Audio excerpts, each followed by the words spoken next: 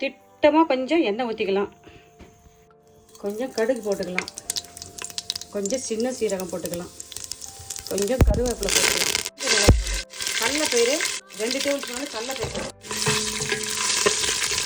பொடியாக நறுக்கி வச்சா பூண்டு சேர்த்துக்கணும், பூண்டு பச்சை மிளகாய் சேர்த்துக்கணும், பொடியாக நறுக்கி வச்சு வெங்காயத்தை போட்டு வதக்கிக்கணும். ஒரு பெரிய சைஸ் வெங்காயம் 2 வெங்காயம் சேர்த்துக்கணும், ஒரு பெரிய சைஸ் தக்காளி பழம், மீடியம் சைஸாக 2, பெரிய சைஸில் 1 தக்காளி பழம். அழகாக இது வதங்கிட்டோம். தக்காளி வெங்காயம் நல்லா அழகாக வதங்கி வருது பாருங்கள். ஒரு 1/4 ஸ்பூன் ஜீரகத்தூள், 1/4 ஸ்பூன் மஞ்சள் தூள் சேர்த்து, மிளகாய் தூள் நானும் ஒரு 1/2 ஸ்பூன் சேர்த்து, மஞ்சள் தூள், ஜீரகத்தூள், மிளகாய் தூள் சேர்த்து நம்ம இதை அழகாக கலந்துக்கலாம். தூள் பச்சை வாசனைனா இது நம்ம வதக்கத்துலேயே போயிடணும். ஒரு 1/4 ஸ்பூன் மஞ்சள் தூள், ஒரு 1/2 ஸ்பூன் ஜீரகத்தூள், 1/2 ஸ்பூன் மிளகாய் தூள், உங்கள் காரத்துக்கு ஏற்ற மாதிரி நீங்கள் சேர்த்துக்கலாம். தூள் சேர்க்கலாம் விட்டுடலாம், ஏன்னா இதில் நம்ம ஒரு பச்சை மிளகாய் சேர்த்துக்கிறோம், 3 காஞ்சி மிளகாய் சேர்த்துக்கிறோம். இது இந்த காரமே எங்களுக்கு போதும்னா அந்த தூள் சேர்க்க தேவையில்லை. இல்லை தூள் சேர்த்துக்கலாம்னு சொன்னால் நீங்கள் சேர்த்துங்க. இந்த தூள் வந்து அதிகமாக இருக்குதுன்னு சொன்னால் குறைச்சிங்க, கம்மியாக இருக்குதுன்னு சொன்னால் அதிகமாக்கிங்க. உப்பு காரம் உப்பெல்லாம் உங்கள் டேஸ்ட்டுக்கு ஏற்ற மாதிரி நீங்கள் சேர்த்துங்க. 1 ஸ்பூன் அளவுக்கு உப்பு சேர்த்துக்கணும்.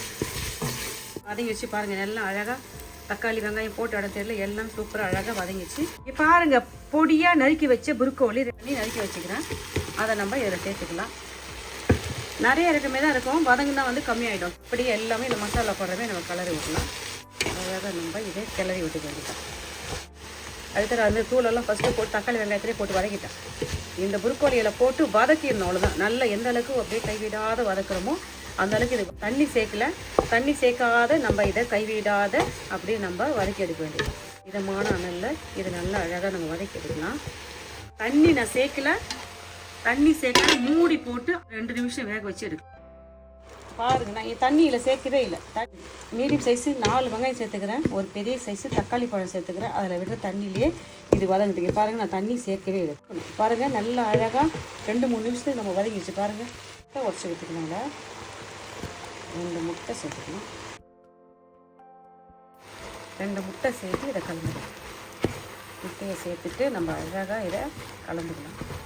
இந்த முட்டை இந்த அனலிலே அப்படியே வேகட்டும். மிளகுத்தூள் 1 ஸ்பூன் சேர்த்துக்கிறேன். திருவில் பல்லாக செஞ்சு வச்சுக்கிறேன். கொஞ்சம் கொத்தமல்லி சேர்த்துக்கிறேன். அவ்வளவுதான். முட்டை, மிளகுத்தூள், தேங்காய், கொத்தமல்லி சேர்த்து இது நல்லா அழகாக கலந்துக்கலாம். கைவிடாத அப்படியே 2 நிமிஷம் தொடர்ந்து கிண்டலாம். முட்டையை வெந்துடும். நம்ம போட்ட எல்லா மசாலாவும் புரோக்கோலியில் சேர்ந்து சூப்பராக வரும். பாருங்க, முட்டை போட்ட இடமே தெரியல. முட்டையும் தேங்காயெல்லாம் போட்டு சூப்பராக நம்ம அழகாக வதக்கிட்டோம். சாப்பிட்டு பார்க்கலாமா? வாங்க நம்ம சாப்பிட்லாம். புரோக்கோலி பொரியல் செஞ்சுட்டு பாருங்கள். எந்தாங்க சாப்பிட்டு பாருங்கள், சூப்பராக இருக்குது பாருங்கள். நான் நினைக்கிறேன் இந்த வீடியோ உங்களுக்கு ரொம்ப பிடிச்சிருக்கு நினைக்கிறேன். நீங்களும் இதே மெத்தட் செஞ்சு பார்த்துட்டு நான் செஞ்சேன் இந்த புரோக்கோலி பொரியல் எப்படின்னு சொல்லுங்கப்பா. இந்தாங்க சாப்பிட்டு பார்த்து சொல்லுங்கள். இந்த வீடியோ பிடிச்சிருந்தா லைக் பண்ணுங்கள், உங்கள் ஃப்ரெண்ட்ஸுக்கும் ஃபேமிலிக்கும் தெரிஞ்சுன்னு சொல்லி சப்ஸ்கிரைப் பண்ண சொல்லுங்கப்பா. நீங்கள் கொடுக்குற ஆதரவு தான் தொடர்ந்து நான் வீடியோ போட முடியும். சாப்பிட்டு பார்த்து சொல்லுங்கள், செஞ்சு இந்த புரோக்கோலி பொரியல் எப்படின்னு சொல்லுங்கப்பா. Bye, thank you.